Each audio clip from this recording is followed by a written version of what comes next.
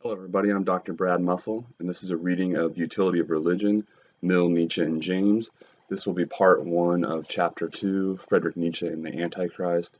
Again, this is part one, Introduction. In Being and Time, Martin Heidegger argues that a human being is, quote, distinguished by the fact that, in its very being, that being is an issue for it, end quote. Footnote 214 cites the source. The implication is that it is human nature to ponder our own existence and to question why we are here. At one point or another, most of us have wondered why there is something instead of nothing. That is, why does anything exist at all?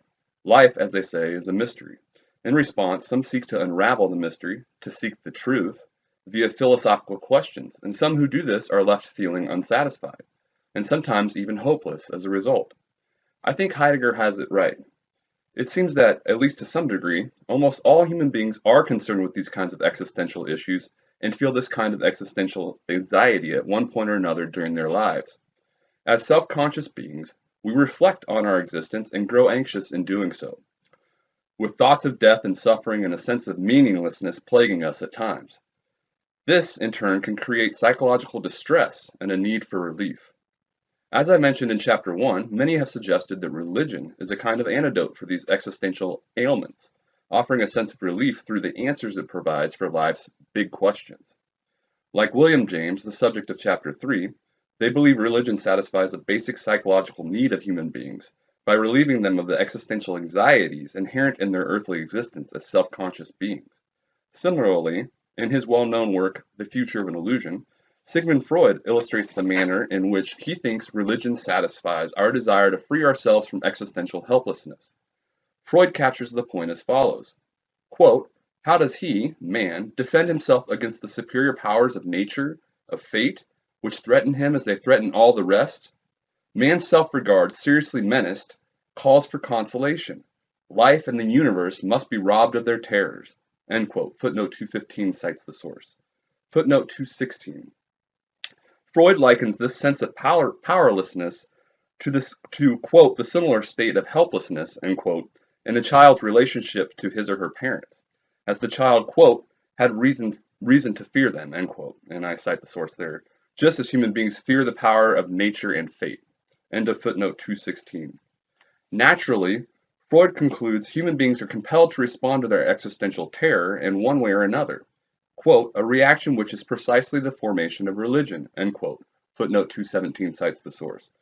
Thus, given this ever-present need for a sense of purpose and the perpetual existential dread that can otherwise define being human, religion is often advocated on behalf of the existential relief it provides to believers.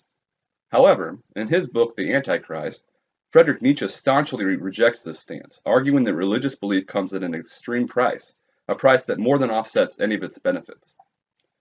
Much like Plato, Nietzsche is renowned for his artistic style, and what's more, each of his works seems to have a unique feel.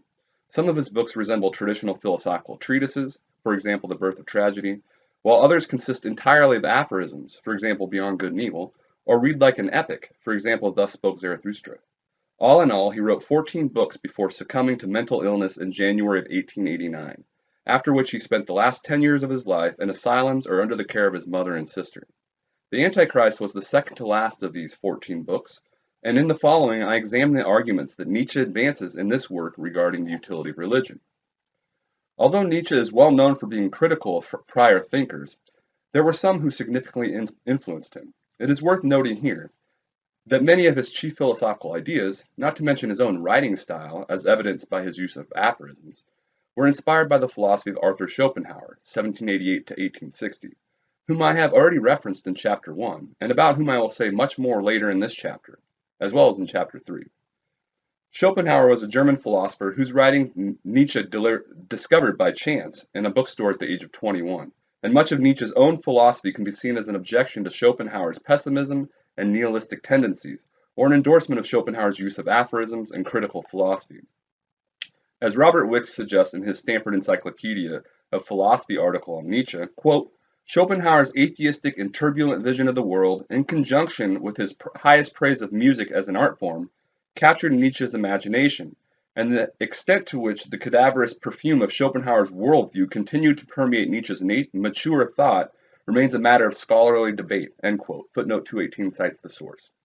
Lest there be any doubt that Nietzsche himself felt at some point in his life a debt of gratitude to Schopenhauer, one need only consider that Schopenhauer is the often praised subject of the third essay of his Untimely Meditations.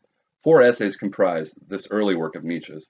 Regarding the third and fourth essays, Wicks writes, quote, "The third and fourth studies on Schopenhauer and Wagner, respectively, address how these two thinkers, as paradigms of philosophic and artistic genius, hold the potential to inspire a stronger, healthier, and livelier German culture. These celebratory studies on Schopenhauer and Wagner, reveal how, as a recurring feature of Nietzsche's thought, he presents us with some higher type of character. He offers different models of heroic characters as the years go by, as an ideal towards which he would have his best readers aspire." End quote. Footnote 219 cites the source. As Wicks suggests, Nietzsche thinks, at least during the early stages of his philosophical career, that Schopenhauer demonstrates some of the characteristic traits he associates with strong characters, whom in turn he juxtaposes with weak characters, which, as we shall soon discover, most religious individuals turn out to be on his account. Interestingly, we will see that Schopenhauer also possesses some weak characteristics too. In The Antichrist, a book consisting of 62 aphorisms, Nietzsche develops many criticisms of one religion in particular, Christianity. Accordingly, when characterizing Nietzsche's project in the book, Wicks writes, quote, "Nietzsche expresses his disgust over the way noble values in Roman society were corrupted by the rise of Christianity, and he discusses specific aspects and personages in Christian culture, the Gospels, Paul, the martyrs, priests, the Crusades, with a view towards showing that Christianity is a religion for weak and unhealthy people, whose general historical effect has been to undermine the healthy qualities of the more noble cultures." End quote. Footnote 220 cites the source. However, while Nietzsche focuses almost exclusively on Christianity throughout the book, most of his criticisms are equally applicable to other religions, and I will note the few instances where this does not seem to be the case. Footnote 221. For example, I will allude to Christian misery in Part 4, which Nietzsche explicitly juxtaposes with Buddhistic cheerfulness. Hence, this suggests that depression and misery are problems that Nietzsche thinks only apply to some religions. End of footnote 221. Moreover, Nietzsche does apply many of these same points to other religions more explicitly in his other works, and I will mention some examples as I proceed. Interestingly, Nietzsche originally intended for the book to be the first of a major 4-part project he called the, quote, "revaluation of all values," end quote, a project I will say much more about in Part 5. However, upon completing The Antichrist, he decided that he had more or less completed his goals with the project's first installment. Footnote 222 cites the source. The Antichrist offers a summation of his core philosophical beliefs regarding religion, and to a lesser extent morality, which for the most part he had already expressed, albeit with less vitriol, in previous works. This sense of Nietzsche rehashing what he had said before, coupled with the fact that Nietzsche can easily come across as being a bit belligerent in much of the text, leads many, both Nietzsche enthusiasts and critics alike, to view the work in a generally unfavorable light. Thus, in the introduction to Judith Norman's translation to the text, Aaron Ridley writes, quote, "The Antichrist strikes one as over-emphatic and rather tiring," end quote. Footnote 223 cites the source. Nevertheless, the Antichrist offers Nietzsche's most mature views regarding religion, as well as, in my opinion, his most thorough and compelling case against it.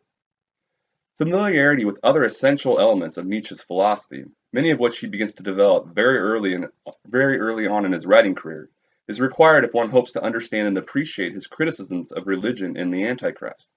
While he doesn't focus on articulating and developing them in The Antichrist, although he does still reference them, concepts like nihilism and master and slave moralities underlie most of his criticisms of religion therein, and understanding these underlying concepts is therefore beneficial in adequately following his objections. Consequently, before analyzing Nietzsche's criticisms of religion, I will provide context by discussing some important elements of his more general philosophy. I begin by detailing Nietzsche's thoroughly naturalistic philosophy, Part 2, highlighting in particular his famous reflections on master and slave moralities, his amoralism, and his reductionist ontology. I suggest that Nietzsche's thoroughgoing naturalism is the primary precipitator of his criticisms of religion. Next, I outline what I think are the two major problems Nietzsche has with religions. One, they are at odds with an honest concern for the truth, part 3, and two, they are unhealthy, part 4. Then I characterize Nietzsche's solution to the problems he associates with religion, his project of a revaluation of all values, part 5. Finally, in part 6, I conclude by voicing some concerns I have regarding what is arguably, granting some of Nietzsche's own points, the most likely outcome of this project, a project that takes a metaphorical hammer to the foundation of all traditional values, including those most closely associated with religion. Specifically, I consider the possibility that, in doing away with what Nietzsche considers to be the fabrications of Christianity, and with religious ideals in general, beliefs Nietzsche himself associates with, quote, life-preserving errors, end quote, footnote 224 cites the source, we might actually be undermining our prospects for living a healthy life. Given his own emphasis on facilitating healthy lives and combating nihilism, which is unhealthy, there is good reason to think that this would be of utmost concern to Nietzsche himself. Again, that was part 1, introduction of chapter 2, Friedrich Nietzsche and the Antichrist, from Utility of Religion, Mill, Nietzsche, and James. Thanks.